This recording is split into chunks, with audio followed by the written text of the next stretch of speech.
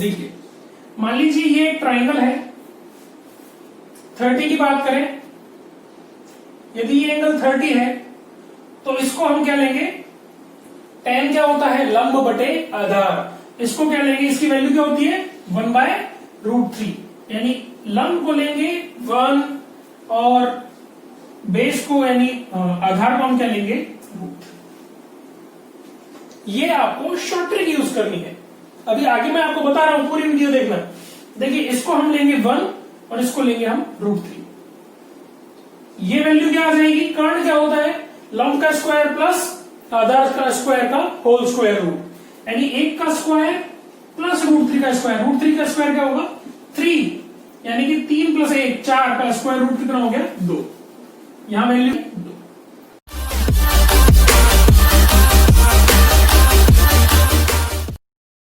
दोस्तों कैसे हैं आप सभी, एक बार फिर से स्वागत है आप सभी का हमारे चैनल ड्रीम पाठशाला पर। लास्ट वीडियो में हमने NCERT exercise 9.1 Heights and distances class 10th हमने 14 क्वेश्चंस तक अपने कंप्लीट कर लिए हैं अब तक हमने, और 15 और 16 दो क्वेश्चन बाकी रहे हैं। बेसिक कंसेप्ट मैंने आप लोगों को क्लियर कर दिया है, हाइट्स एंड डिस्टेंसेस के बारे में, ट्रिग्नोमेट्री जो हमारी यूज होनी थी, ट्रिग्नोमेट्री की अलग से वीडियोस बना चुके हैं हम, सब कुछ कंप्लीट करा चुके हैं आपको वैसे कोई दिक्कत आनी नहीं चाहिए, यदि कोई दिक्कत आए तो आप कमेंट बॉक्स में कमेंट करके मेरे से जरूर पूछें, ठीक है। आज हम क्वेश्चन करेंगे 15th एंड 16th, दो क्वेश्चन बाकी रहे हैं, फिर आपका ये chapter Heights and distances class 10th के लेवल तक का कंप्लीट हो जाएगा, ठीक है। आशा करता हूं आपको सब कुछ समझ में आ रहा होगा, और जितना ज्यादा हो सके हम लोगों को प्यार दें, हमारे चैनल को सब्सक्राइब करें और वीडियो को अंत तक जरूर देखें।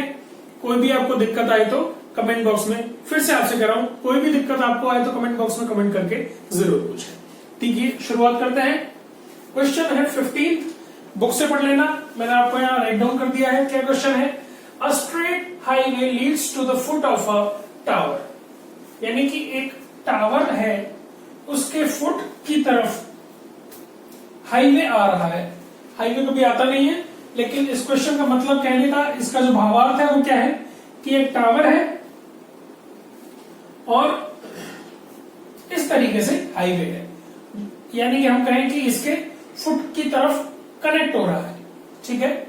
फिर क्वेश्चन कहता है a man standing at the top of the tower, यानी कि इसके टॉप पर, इसके शिखर पर एक आदमी खड़ा हुआ है। He observes a car at an angle of depression of 30 degree, यानी कि उसने एक कार ऑब्जर्व की है, एक कार ऑब्जर्व की है with an angle of depression of 30 degree, ठीक है। ये आपकी एक कार है, ये कार दिखी इसको, ठीक है। एंगल ऑफ डिप्रेशन यानी अवनमन कोण आपको दे रखा है, अवनमन बोलते हैं, अवनयन बोलते हैं, आप देख लेना एक बार। एंगल ऑफ डिप्रेशन आपको दे रखा है 30 डिग्री, ठीक है। अब क्वेश्चन आगे कर रहा है, which is approaching the foot, which किसके लिए यूज हुआ है, कार के लिए, which is approaching the foot of the tower. फिर से हाईवे की बात है, जैसे ऐसे इसकी बात है कि कार जो है वो टावर के फुट की तरफ आ रही है, ठीक है। फिर देखिए with a uniform speed, uniform speed, देखिए थोड़ी सी फिजिक्स यहां काम में आ रही है कि जो कार की गति है वो समान है, वो चेंज नहीं हो रही है, एक्सेलरेशन बिल्कुल सेम है, यानी यदि वो 20 की स्पीड से चल रही है तो एंड तक हम कितनी स्पीड मानेंगे उसकी, 20 की, यानी कि उसकी स्पीड में कोई चेंज नहीं है, ये उसने क्वेश्चन में आपको दे दिया है, ठीक है। 6 सेकेंड्स लेटर, 6 सेकेंड बाद the angle of depression of the car is found to be 60 degree, यानी कि 6 सेकेंड और देखने के बाद, यानी कार यहां जब पहुंच गई तो इसका एंगल ऑफ डिप्रेशन कितना हो गया, ये एंगल ऑफ डिप्रेशन हो गया आपका 60 डिग्री, ठीक है। क्वेश्चन कहता है find the time taken by the car to reach the foot of the tower from this point, यानी कि आपको टाइम टेकन फाइंड आउट करना है by the car to reach the foot of, यानी ये लेंथ फाइंड आउट करनी है आपको, या हम कहें टाइम फाइंड आउट करना है आपको, ये लेंथ नहीं, आपको टाइम फाइंड आउट करना है कि इस कार को इस पॉइंट पर पहुंचने में आप कितना समय लगेगा। आपको इसने ये टाइम दे दिया कि इस पॉइंट से इस पॉइंट तक पहुंचने में कार को कितना टाइम लगा, 6 सेकंड। एक बार ढंग से ड्रॉ कर लेते हैं इस क्वेश्चन के डायग्राम को देखिए, ये मान लेते हैं कि एक टावर है, ठीक है, ये बेस है आपका, ये एक पॉइंट मानते हैं और एक पॉइंट ये मानते हैं। चूंकि एंगल ऑफ डिप्रेशन की बात कर रहे हैं हम, तो एक बेस लाइन हमको ऊपर भी ड्रॉ करनी पड़ेगी।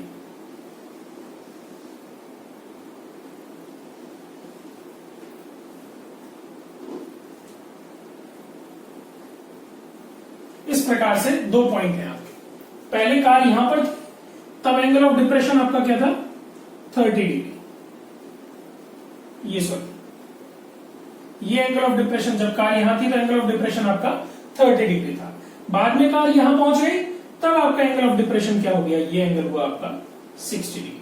ठीक है, पहले आप देखिए 30 डिग्री की बात करें, फिर से हम उसी प्रकार से बात करेंगे। कैसे, जब हमने पिछले क्वेश्चंस कुछ किए उनमें किस प्रकार से किया था कि दो पैरेलल लाइंस को एक लाइन क्रॉस करेगी, टेढ़ी तिर्यक रेखा जिसे हम कहते हैं, तब उन दोनों के ये जो एंगल्स होंगे इनको क्या बोलेंगे, ऑल्टरनेट एंगल्स, या फिर क्या बोलेंगे, एकांतर कोण, और ये दोनों कोण आपस में बराबर होंगे। देखिए ये एंगल जब 30 डिग्री है, ये एंगल जब 30 डिग्री है, तो ये एंगल भी आपका कितना होगा, 30 डिग्री। ठीक है, और इसी प्रकार से जब ये बड़ा एंगल आपका 60 है, तो ये वाला एंगल कितना होगा आपका 60 डिग्री। यहां तक आपके समझ में आया, मैंने डायग्राम ड्रॉ कर दिया आपका। अब देखिए क्वेश्चन में फिर से कोई हाइट दे रखी है, कोई हाइट नहीं दे रखी है, आपको कुछ भी नहीं दे रखा। थोड़ा सा टिपिकल है ये क्वेश्चन, क्यों कि ना आपको हाइट दी है, ना आपको कोई जो आदमी खड़ा है उसकी कोई आंखों की या उसकी खुद की लंबाई दी हो, कोई कुछ भी वैल्यू ऐसी हमको दी हुई जिससे हम फाइंड आउट कर सकते हैं, कुछ भी नहीं दिया। दो एंगल दिए हैं और एक क्या चीज दी है, 6 सेकेंड्स, यानी कि ये जो डिस्टेंस है कौन सी, यदि हम इसको मार्कआउट कर लें ए बी सी डी, तो जो सी डी लेंथ है ये कार ने ट्रेवल की है। एक कार ने जो डिस्टेंस ट्रेवल की है सी डी, उसको कितना समय लगा है इसमें, 6 सेकेंड्स। ये आपको दिया हुआ है, ठीक है। तो देखिए ट्रिक से यदि इस क्वेश्चन को सॉल्व करेंगे, मैं आपको ट्रिक इस क्वेश्चन को सॉल्व करने के बाद फिर से बताऊंगा। एक दूसरी ट्रिक है इस क्वेश्चन को सॉल्व करने की, जिससे आपको यह पता चल जाएगा कि आंसर क्या आएगा। करना आपको डिस्क्रिप्टिव मेथड में है, आपको पहले बड़ा वाला तरीका, ठीक है। देखिए इसमें क्या करेंगे, पहले बड़े वाले ट्राइंगल की बात करते हैं, या फिर छोटे वाले, किसी भी एक ट्राइंगल को हम ले सकते हैं। मान लीजिए हमने ट्राइंगल ले लिया पहले, इन ट्राइंगल छोटा वाला लेते हैं A B C, A B C. 60 की बात कर रहे हैं, हमको क्या बेस की बात करनी है, क्योंकि ये डिस्टेंस ट्रेवल जो है इसका टाइम टेकन हमको फाइंड आउट करना है। तो हम बेस की बात करेंगे और परपेंडिकुलर की बात करेंगे, क्योंकि हाइपोटेन्यूज हमारे काम इसमें नहीं आ रहा है। अब देखिए tan की बात करें, tan 60, क्योंकि परपेंडिकुलर और बेस की बात कर रहे हैं, tan 60 is equals to A B divided by A C. ना हमको ए बी दिया हुआ है ना ए सी दिया हुआ है, अभी तक ऐसा कोई क्वेश्चन हमने किया नहीं है, ना ए बी दे रखा है ना ए सी दे रखा है, तो थोड़ा सा टिपिकल है। tan 60 कितना होता है, √3। हम क्या करेंगे, ए बी और ए सी में रिलेशन बना के रख देंगे। यहां पर ए बी क्या होगा, √3 ए सी। इसको एक इक्वेशन के फॉर्मेट में काम मिलेंगे हमको। इक्वेशन मान लिया इसको हमने 1, ठीक है। अब देखिए बड़े वाले ट्राइंगल की बात करेंगे। In triangle A B D, in triangle A B D, यहां क्या करेंगे हम, 30 की बात है, tan 30 कितना होता है, 1/√3। क्या करेंगे, A B divided by A D. tan 30 is equal to A B divided by A D. AD क्या है अपना, एसी प्लस सी डी है, ये हम बाद में काम में लेंगे। फिलहाल के लिए tan 30 कितना होता है, 1/√3। क्रॉस मल्टीप्लाई कर दें, एडी इक्वल टू क्या आ गया, √3 AB। देखिए हमको एडी की बात करनी है, क्योंकि बेस ही फाइंड आउट करना है। AB की हम इक्वेशन निकाल चुके हैं, ये इक्वल टू क्या है, √3 AC। तो क्या हम इस इक्वेशन से AB की वैल्यू यहां पुट कर सकते हैं, क्या आएगा हमारे पास, equals to √3 times √3 AC। A B की वैल्यू क्या पुट किया हमने, √3 AC। ठीक है, ये क्या हो गया, इक्वल टू 3 AC। इतना आपके समझ में आया। AD इक्वल्स टू क्या हो गया, 3 AC। यानी कि ये जो लेंथ है इस लेंथ की 3 गुनी है। ठीक है, आपके इतना समझ में आ गया कि AC जो है, या फिर हम ये कहें जो AC है वो AD का 1/3 है, 1/3 है। AC is 1/3 of AD। अभी कुछ काम नहीं है इसका, लेकिन इतना हमें समझ में आ गया। AD क्या है, अब AD है AC प्लस CD। तो हम क्या लिखेंगे, AC plus CD is equals to 3 AC। क्या यहां से AC 2 बार आ गया है, इसको हम सॉल्व कर लेंगे। AC को हम इधर ले गए, पक्षांतरण करेंगे, क्या आ जाएगा, 2 AC is equals to CD। AC जो है CD का आधा है। 2 AC यानी AC का 2 गुना है CD। AC का 2 गुना है CD, या फिर हम कहें AC CD का आधा है। इसको पक्षांतरण करें, ये आपका समझ में आ गया। अब देखिए, ये इक्वेशन हमारे लिए बहुत जरूरी थी कि इन दोनों में कोई इक्वेशन बन जाए। इस डिस्टेंस और इस डिस्टेंस में यदि कोई इक्वेशन बना दे तो हमारे लिए इसको सॉल्व करना थोड़ा सा आसान रहेगा। देखिए, हमको AC फाइंड आउट नहीं करना है, हमको AC फाइंड आउट नहीं करना है, हम लेंथ फाइंड आउट कर भी नहीं सकते हैं, क्योंकि इसने हमको कोई भी लेंथ नहीं दी हुई है।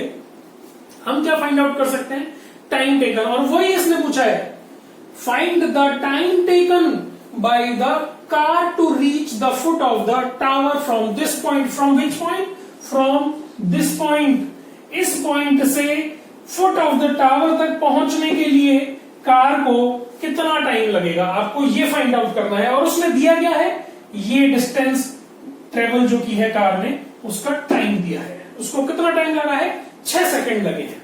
तो देखिए, क्या आप जानते हैं फिजिक्स से कि 4 बराबर दूरी बटा समय, S is equals to D by T, speed is equals to distance divided by time, या फिर हम कहें speed into time is equals to distance.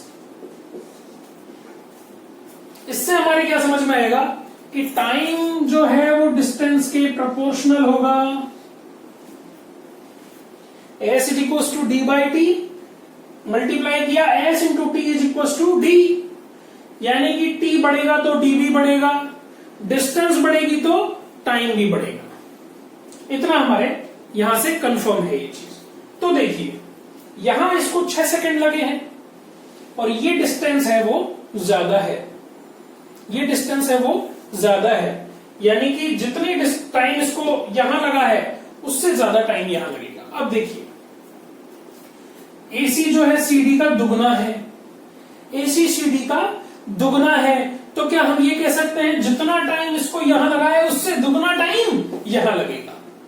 आपके समझ में आई कुछ? देखिए, थ्योरेटिकल है सारी चीज, इसमें सारी चीज थ्योरेटिकल है। अब देखिए, AC is equals to CD by 2। Sorry, आप क्या कहेंगे कि जो ये डिस्टेंस है, AC जो डिस्टेंस है वो CD की आधी है, यानी कि जितना टाइम CD को ट्रेवल करने में लगेगा उसका आधा टाइम आपको AC को ट्रेवल करने में लगेगा। थोड़ी सी गलती हो गई, देखिए कहीं भी चूकना नहीं, गलती हो गई मुझसे भी, आप थोड़ा सा ध्यान रखें। यदि यहां 6 सेकंड लगे हैं तो यहां कितना टाइम लगेगा आपको, 3 सेकंड। आपका आंसर क्या होगा, 3 सेकंड्स। देखिए क्या लिखेंगे आप, since AC is equals to CD by 2, यानी कि AC जो डिस्टेंस है वो CD डिस्टेंस की आधी है, इसलिए so the time taken to travel the distance AC will also be half of the time taken by the car to travel the distance CD, यानी कि कार को CD डिस्टेंस ट्रेवल करने में, CD दूरी तय करने में जो समय लगा उसका आधा समय AC डिस्टेंस को तय करने में लगेगा। यानी AC को जब सॉरी CD को जब तय करने में 6 सेकंड लगे हैं तो AC को तय करने में कितना लगेगा? 3 सेकंड। ये आपका आंसर होगा। अब मैंने आपसे कहा था वीडियो शुरू होने से पहले कि मैं आपको इसकी एक शॉर्ट ट्रिक बताऊंगा। शॉर्ट ट्रिक बताऊंगा आपको, मैंने कहा था। देखिए, आज पहली बार मैं आपको एक शॉर्ट ट्रिक बता रहा हूं। इससे पहले कभी भी शॉर्ट ट्रिक पे मैं फोकस नहीं करता था। देखिए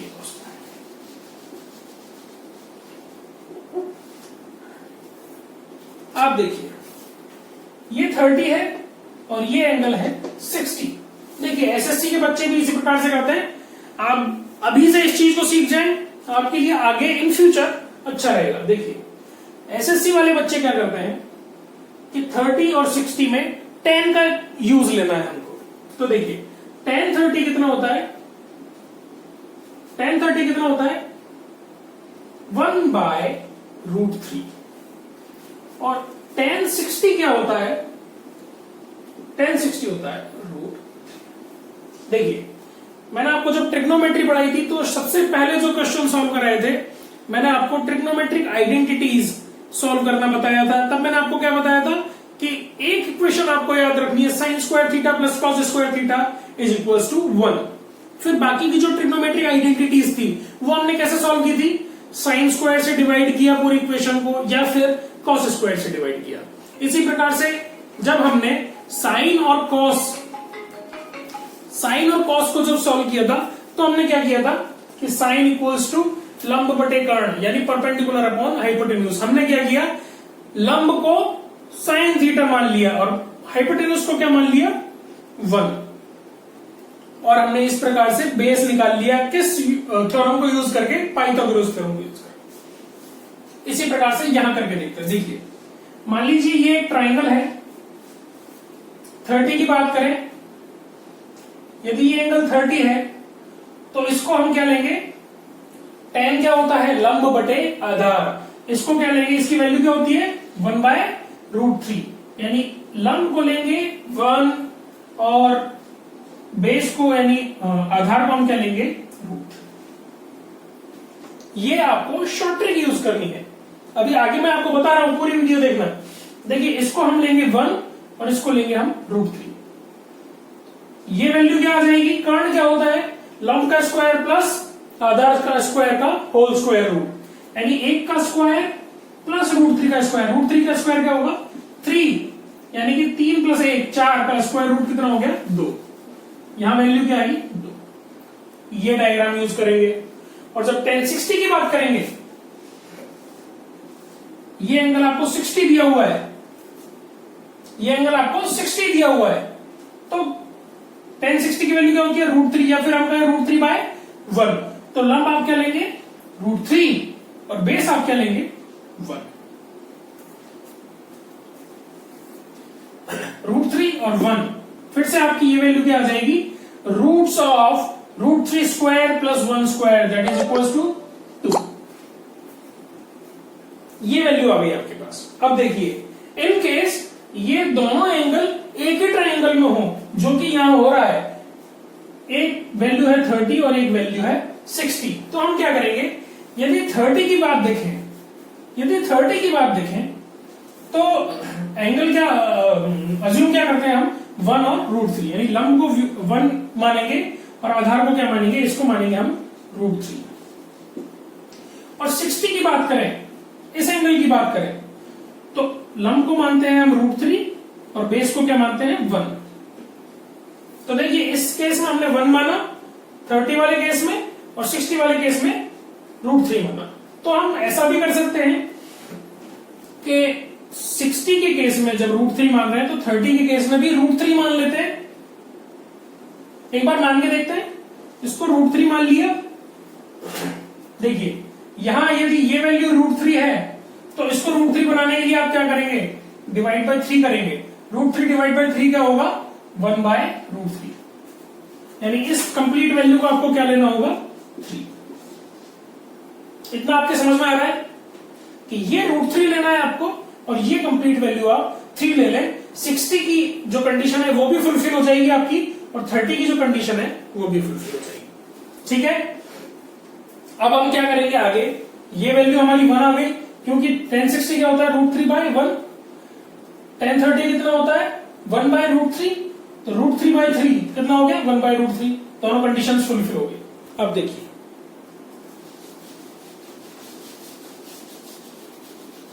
क्वेश्चन में हमको दिया था कि इस डिस्टेंस को ट्रेवल करने में इसको कितना टाइम लगा था 6 सेकेंड। क्योंकि ये 1 है, ये डिस्टेंस कितनी है 1, तो ये डिस्टेंस हमारी कितनी हो गई 2। फिर से देखिए CD आपका कितना है 2, मान लेते हैं 2 मीटर है, और AC कितना है 1 मीटर है। जब 2 को ट्रेवल करने में 6 सेकंड लगे हैं, 2 को ट्रेवल करने में 6 सेकंड लगे हैं, तो 1 को ट्रेवल करने में कितना लगेगा, आपने 1 मेथड पढ़ा होगा, वंस मेथड बोलते हैं इसको हम, एक नियम बोलते हैं 6/2 that is equal to 3। Direct आपका आंसर आ जाएगा। आपको मैंने सब कुछ सॉल्व किया है, सब कुछ बताया है, अदरवाइज आपको क्या करना था, इसलिए इतना टाइम लगा, अदरवाइज क्या करना था आपको, खाली इसको √3 और इसको 3 पुट करना था।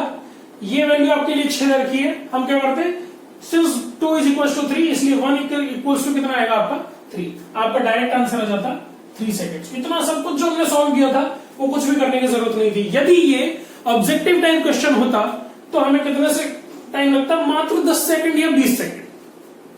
ठीक है, इस प्रकार से एसएससी के बच्चे सॉल्व करते हैं। आपको भी ये मेथड आने चाहिए। क्यों आने चाहिए कि इन फ्यूचर या फिर एग्जाम की आपकी बात कर ले, बोर्ड्स के एग्जाम की बात करें, तो आपको यदि आंसर पहले से पता चल गया कि आंसर ये आना है, तो आपकी अप्रोच उसी दिशा में हो जाएगी। ठीक है, ये एक तरीका था, मैंने आपको ये बता दिया है। वैसे मैं बताता नहीं हूं, लेकिन आपको उज्जवल भविष्य की आपकी कामना करते हुए मैंने आपको ये तरीका बताया है।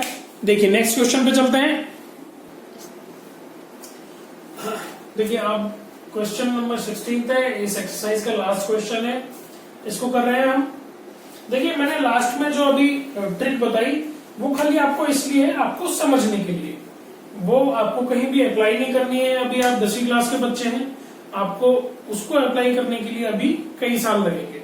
ठीक है, तो आप उसको कहीं भी अप्लाई नहीं करें, बस वो ट्रिक इसलिए है कि आप उसको समझ सकें कि हम इसको इस तरीके से भी कर सकते हैं। 1030 का मान जो है उसको हम इस प्रकार से रख सकते हैं। ठीक है, नेक्स्ट क्वेश्चन करते हैं। देखिए the angles of elevation of the top of a tower from 2 points at a distance 4 metre and 9 metre. यानी 2 पॉइंट है, एक 4 मीटर पे और एक 9 मीटर पे। किस डायरेक्शन में अभी तक हमें नहीं पता। एक पॉइंट है 4 मीटर पे और एक है 9 मीटर पे। ठीक है, और टावर का एंगल ऑफ एलिवेशन दे रखा है हमको, कितना दे रखा है वो अभी इसमें नहीं दिया हुआ। आगे देखते हैं, from the base of the tower, यानी कि बेस से एक 4 मीटर दूरी पे है और दूसरा 9 मीटर दूरी पे। हो सकता है एक ही डायरेक्शन में हो या फिर हो सकता है अलग अलग डायरेक्शन में हो। अभी तक हमें नहीं पता। अभी तक हमें क्या पता है कि एक टावर है, उसके टॉप का एंगल ऑफ एलिवेशन दे रखा है, या तो 2 अलग अलग दिशाओं से, या फिर हो सकता है एक ही दिशा में 2 अलग अलग पॉइंट हो। And in the same straight line with it, यानी कि अब हमको ये पता चल गया कि वो एक ही डायरेक्शन में। देखिए क्वेश्चन में क्या लिखा है, angle of elevation of the top of a tower from 2 points at distance of 4 metre and 9 metre from the base of the tower and in the same straight line with it, यानी कि ये tower है और इसकी एक straight line पे एक 4 metre दूरी पर और एक इसी से 9 मीटर दूरी पर है। उन पॉइंट से आपको एंगल ऑफ एलिवेशन दे रखा है। कितना दे रखा है, विद इट आर कॉम्प्लीमेंट्री। आपको एंगल नहीं दिया है। देखिए ये थोड़ा सा हटके क्वेश्चन है। क्वेश्चन ने क्या कहा है कि जो 2 एंगल हैं वो दोनों आपस में कॉम्प्लीमेंट्री है, एक दूसरे के पूरक कोण है। कॉम्प्लीमेंट्री एंगल का मतलब क्या है, उन दोनों एंगल्स का योग जो है, सम जो है वो कितना है 90 डिग्री। ठीक है, हो सकता है एक 30 हो, एक 60 हो, एक 45 हो, दूसरा भी 45 हो, एक 60 हो, दूसरा 30 हो, कोई भी मान हो सकता है। हो सकता है 15, 10, 15 जो वैल्यू है वो हम अभी यूज नहीं करते क्योंकि हम 10वीं क्लास में हैं और 10वीं क्लास में ज्यादातर हम टेबल के हिसाब से चलते हैं। 0, 30, 45, 60, 90 इन्हीं एंगल्स की अभी हम बात कर रहे हैं। देखिए क्वेश्चन आगे क्या कहता है, prove that the height of the tower is 6 metre. ये अलग ही टाइप का क्वेश्चन है। ये आपसे क्या करना है, प्रूव करना है आपको। ये डिस्क्रिप्टिव है। आपके ज्यादा मार्क्स के जो क्वेश्चन होते हैं उनमें ये क्वेश्चन आएगा, उसमें आपसे क्या दिया हुआ है, आपको प्रूव करना है कि हाइट ऑफ द टावर है वो कितनी है, 6 मीटर है। ये आपको प्रूव करना है, यहाँ पे ये आपको सिद्ध करना है। ठीक है, तो देखिए एक टावर है, इस प्रकार से टावर है, और ये जो लाइन है इस पर एक इस पॉइंट से 4 मीटर दूरी पर है, और दूसरा जो पॉइंट है वो इस पॉइंट से 9 मीटर दूरी पर है। दोनों से इस पॉइंट का एंगल ऑफ एलिवेशन दे रखा है आपको, ये आपको दिमाग में बैठा के रखना है।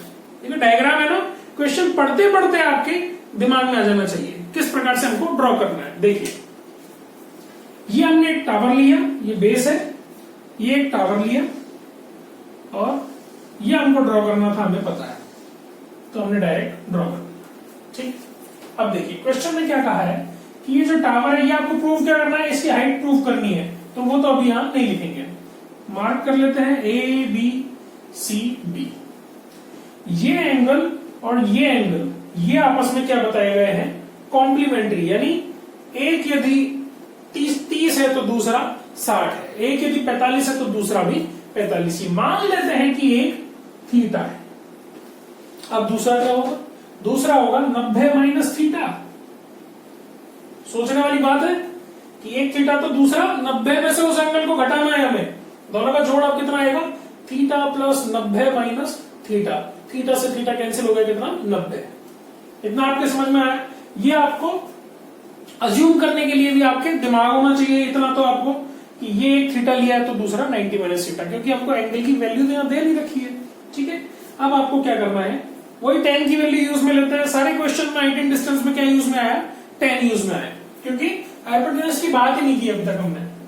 देखिए ट्राइंगल बात करते हैं हम ए बी सी की, इन ट्राइंगल ए बी सी। देखिए एंगल बात करें थीटा की, तो tan थीटा कितना होगा यहां पर, A B divided by A C, A B divided by A C. Find out क्या करना है हमको, ए बी फाइंड आउट करना है। यहां तक आपको कोई भी दिक्कत नहीं होनी चाहिए। ए बी डिवाइडेड बाय ए सी ये हमने अभी यहां लिखा है जैसा कि डायग्राम में है, एज इट इज लिखा है, कोई भी चेंज नहीं है। दूसरा ट्राइंगल की बात करते हैं, in triangle A B D, बड़े वाले ट्राइंगल की बात कर रहे हैं।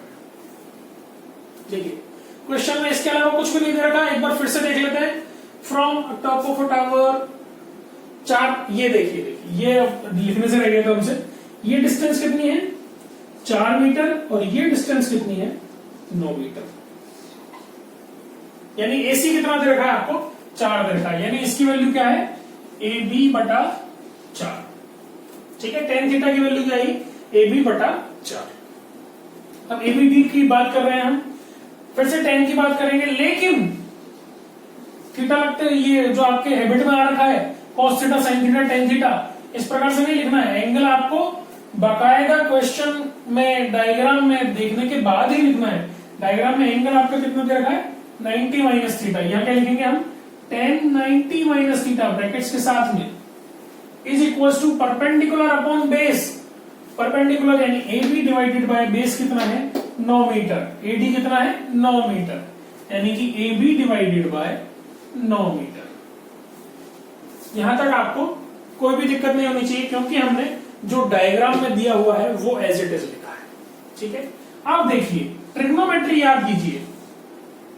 मैंने आपको बताया था कि हम 10th क्लास में और खाली फर्स्ट क्वाड्रेंट काम में भी ले रहे हैं। फर्स्ट क्वाड्रेंट में क्या होता है 90 से कम एंगल होता है, और 90 से कम एंगल क्या होता है 90 माइनस थीटा, और 90 माइनस थीटा के मैंने आपको एक फॉर्मूले रटाए थे एक तरीके से। क्या कहा था मैंने, ऑल स्टूडेंट्स टेक कॉफी, चारों क्वाड्रेंट के बताया था, लेकिन हम क्या काम में लेंगे अभी ऑल काम में ले रहे हैं खाली, यानी फर्स्ट क्वाड्रेंट में ऑल पॉजिटिव, और 90 minus theta tan 90 minus theta कितना होता है cot थीटा, क्योंकि सारे पॉजिटिव होते हैं। tan किसमें बदल जाता है cot में, यानी इसको हम क्या लिख सकते हैं cot theta is equals to A B divided by 9। देखिए cot थीटा को हम क्या लिख सकते हैं 1/tan थीटा लिख सकते हैं, लिख लीजिए, इसको लिखेंगे 1/tan theta is equals to A B divided by 9 की वैल्यू है हमारे पास। tan थीटा की वैल्यू हमारे पास ये आ चुकी, कितनी है, AB बटा 4। तो हम क्या लिखेंगे, 1 डिवाइडेड बाय AB बाय 4। इसको हम क्या भी लिख सकते हैं, 4 बटा AB, क्योंकि 1 बाय AB बाय 4 इसको हम अपोजिट कर दिया हमने, क्या है, 4 बटा AB बराबर AB बटा 9। क्रॉस मल्टीप्लाई किया, क्या आया हमारे पास, AB square is equal to 9 गुणा 4 कितना होता है, 36। AB की वैल्यू क्या आ गई हमारे पास, रूट्स 36 यानी प्लस माइनस 6। आप एक बात बताइए मेरे को, आप AB की वैल्यू हमारे पास कितनी है, प्लस माइनस 6। क्या कोई डिस्टेंस माइनस में हो सकती है, नहीं हो सकती, यानी कि आंसर क्या आएगा हमारे पास, प्लस का 6, या फिर हम कहें कि द डिस्टेंस या फिर the height of the tower will be 6 metres. 6 metres, ये आपका आंसर। हेंस प्रूव्ड, क्या लिखना है आपको, हेंस प्रूव्ड, ये आपको आपसे प्रूव करवाया गया था। ठीक है, इस प्रकार से आपको हाइट्स एंड डिस्टेंसेज के क्वेश्चन करने हैं। देखिए A to Z 1 to 16 और सारे एग्जाम्पल्स मैंने आपको सारे एलैबोरेट किए हैं। ठीक है, कहीं भी यदि आपको कोई दिक्कत आए, आप वीडियोस को बार बार देखें। कहीं भी आपको दिक्कत आए, कमेंट्स में आप कमेंट्स बॉक्स में कमेंट करके मेरे से पूछें। ठीक है, नेक्स्ट टॉपिक जो हम स्टार्ट करेंगे वो या तो आप मुझे बताएं कमेंट बॉक्स में कमेंट करके कि आप क्या पढ़वाना चाहते हैं मुझसे, मैं आपको वो पढ़ाऊंगा, या फिर मैं अपने मन से जो भी नेक्स्ट टॉपिक होगा वो आपको अभी बता दूंगा। कल या परसों में वो वीडियो आपके पास आ जाएगी। बेसिक कंसेप्ट के साथ हम पढ़ेंगे। वीडियो यदि आपको पसंद आई हो तो वीडियो लाइक जरूर करें, दोस्तों के साथ शेयर करें। सब कुछ आपको फ्री में मिल रहा है, आपको कुछ नहीं करना, बस एक काम करना है, नीचे जो रेड बटन है सब्सक्राइब, वो जरूर दबाएं और वीडियो को शुरू से लेकर लास्ट तक पूरी देखें, हमारे लिए मोटिवेशन होगा। आज के लिए इतना ही, धन्यवाद।